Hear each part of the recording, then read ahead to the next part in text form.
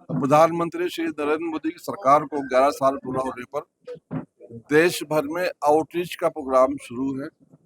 आज इसी मौके पर जो हमारे यूटी के प्रेसिडेंट है नालवा साहब, इम्तियाज भट्ट साहब और बशीर साहब और जो हमारे साथियों ने यहाँ पर एक चौपाल का आयोजन किया हुआ है।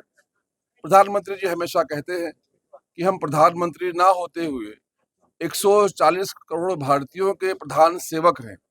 उसके हिसाब से हम भी पार्टी के जो कार्यकर्ता है वो जनता के सेवक हैं।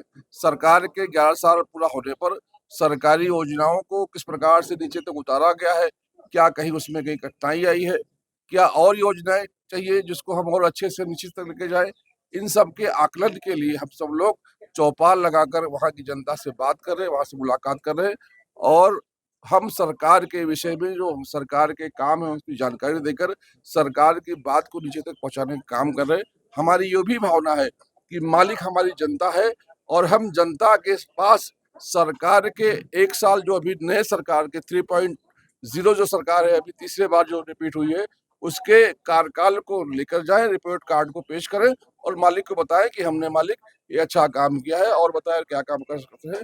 इन सब विषय को लेकर यहाँ पर जमा हुए नहीं। देखिए, जो सबसे बड़ा घाव है जम्मू कश्मीर का, विशेष रूप से कश्मीर का, वो परिवारवाद है।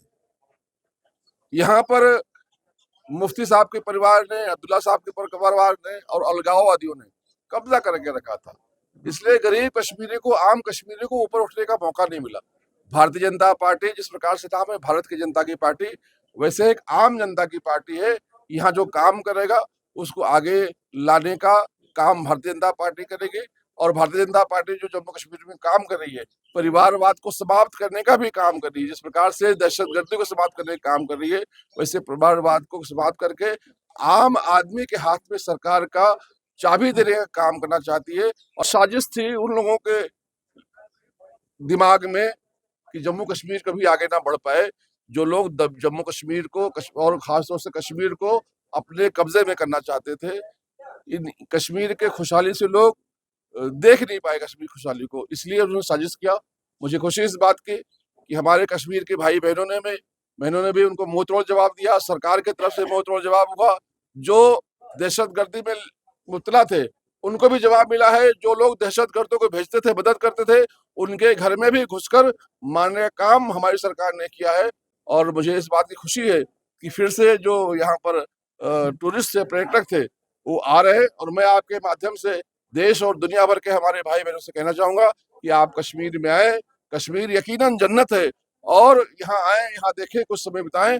अब यहाँ पर खुशहाली है, यहाँ पर मोहब्बत है, यहाँ पर सबको सुरक्षा है, यहाँ कोई दहशतगर्दी नहीं है। आप आए और कश्मीर में जरूर विजिट करें। उमर सरकार अपनी नाकामियों को छुपाने के लिए बहाने ढूंढ रही है। अगर वो काम नहीं कर पा रहे तो इस्तीफा दे दे। क्यों जनता का समय और सरकार का पैसा खराब कर रहे हैं? उमर सरकार को अय्याशी करने की आदत है और इसलिए वो अय्याशी में लिप्त है। वो जनता का काम पहले भी नहीं किए थे। उनके दादा भी मुख्यमंत्री थे, उनके वालिद साहब भी मुख्यमंत्री थे और वो भी मुख्यमंत्री हैं। लेकिन यहाँ कोई एक ऐसा काम नहीं है जो बता सके वो पहले भी काम नहीं कर पा रहे थे, अभी भी काम नहीं कर पाएंगे और आगे भी वो काम नहीं कर पाएंगे, क्योंकि उनको काम करना आता नहीं है। वो जरूर इस बार से विचार करें कि जो भारतीय जनता पार्टी है उसको अपना मुकाम सौंप कर यहाँ पर काम करने का मौका दे।